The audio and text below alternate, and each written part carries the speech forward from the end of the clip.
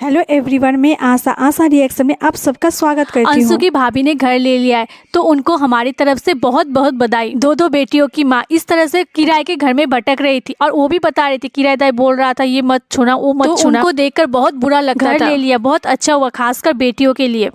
लेकिन उनकी मुझे एक बात अच्छी नहीं लगी। घर लेने के बाद भी इतनी खुशी के मौके में भी वो अपनी इन लॉज को टारगेट कर रही थी। उनका कहना था कि मैंने मथुरा का घर भी छोड़ दिया, शिवपुरी का घर भी छोड़ दिया और दादाजी का जो जमीन था वो भी छोड़ दिया, अब तो मुझे जीने दो। हर बार इस तरह से ससुराल को टारगेट करना अच्छा नहीं लगता है। देखिए, मैं ये नहीं बोल रही हूँ कि उनकी ससुराल वाले बहुत सही है, दोनों तरफ से गलती हुई होगी। कहते हैं ना, एक हाथ से कभी ताली नहीं बजती, वही बात है। लेकिन हर बार ये जताना तो जरूरी नहीं है ना कि मैंने ये छोड़ दिया, मैंने वो छोड़ दिया। प्रॉपर्टी की तो वो आपका कह देने से या किसी और का कहने से, जो चीज आपकी बेटियों की है वो आपको बेटियों की ही मिलेगी, क्योंकि उनका और कोई नहीं है। कानूनी तौर पर जाएंगे तो ये आपकी बेटियों की ही मिलेगी। इससे पहले भी दौराट को अंशु को दे देना, फिर उसके लिए कंट्रोवर्सी करना, फिर उसका डिलीट हो जाना, फिर स्पेशली ससुराल वालों को टारगेट करना, ये बातें आपकी पब्लिक को बिल्कुल अच्छी नहीं लगी थी। ये तो सबने देखा है कि आप खुद ही ससुराल वालों को बदनाम करती रहती हो। आप खुद ही मजबूर करती हो कि वो लोग आए और कुछ बोले सोशल मीडिया में, और जब वो लोग आकर बोलते हैं तो आप तब चुप पड़ जाते हो।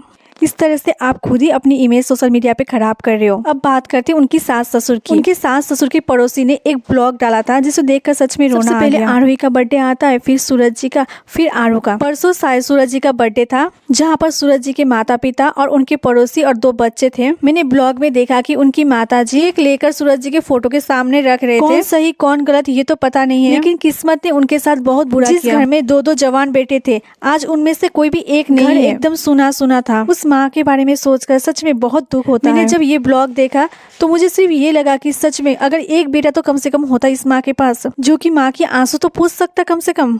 मुझे पता है उनकी बहू के साथ भी बहुत गलत हुआ, लेकिन उनके साथ उनकी पूरी परिवार है, उनकी 2 बेटियां हैं। रहने का कम से कम वजह तो है। लेकिन उस माँ का दर्द शायद कोई नहीं समझ सकता। एक माँ का दर्द एक बीवी कभी नहीं समझ सकती, क्योंकि अगर पति अच्छा ना हो तो उसे उसकी बीवी 1 साल 2 साल के अंदर भूल जाती है। एक बेटा अच्छा ना भी हो तब भी उसकी माँ कभी उसे भूल नहीं पाती है। उनके दोनों बेटे जाने के बाद उनकी तो दुनिया उजड़ गई है। पूरे ब्राह्मण में पुत्र शोक जैसे दूसरा कोई शोक शायद ही है। भगवान ऐसा दिन किसी माँ बाप को ना दिखाए। सूरज जी का 35 साल का बर्थडे मनाया जा रहा था उनके तस्वीर के सामने। 35 साल की उम्र में माँ बाप किस रूप में अपने बेटे को याद कर रहे हैं, सोचकर ही रूह कांप जाती है। आज मैं बहुत रोई हूँ इस माँ को देखकर।